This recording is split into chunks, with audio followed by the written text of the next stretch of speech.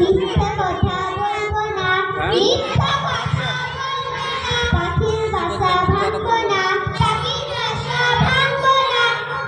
গাল ফুলিয়ে থাকবো না, গাল ফুলিয়ে থাকবো না, মিথ্যা বলা মহাপাপ, মিথ্যা বলা